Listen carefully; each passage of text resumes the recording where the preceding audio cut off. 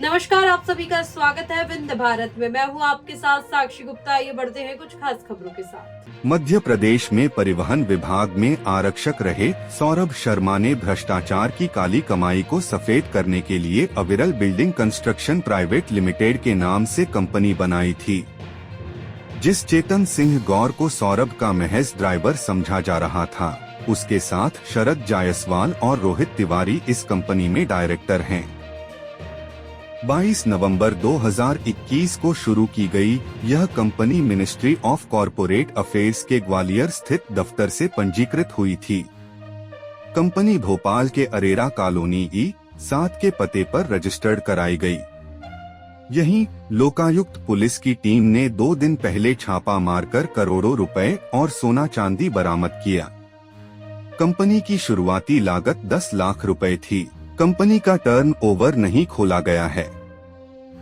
31 मार्च 2023 को कंपनी की आखिरी एनुअल मीटिंग हुई थी।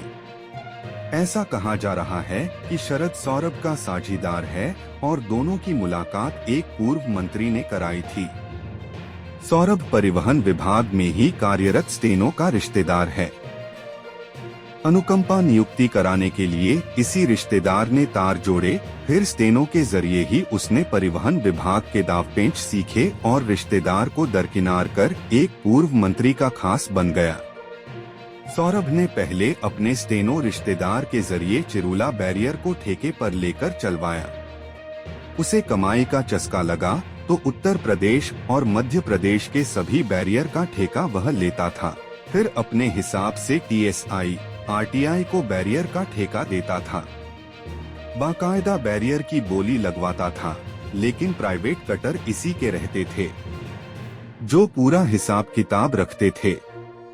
इस पर आने वाले पूरे पैसे का हिसाब रखकर खुद ही पैसा बांटता था। उसकी इस मनमानी का विरोध विभाग में ही होने लगा था। कई TSI, RTI ने इस तरह काम करने से इनकार कर दिया तो फिर सौरभ ने परिवहन विभाग की नौकरी से इस्तीफा दे दिया।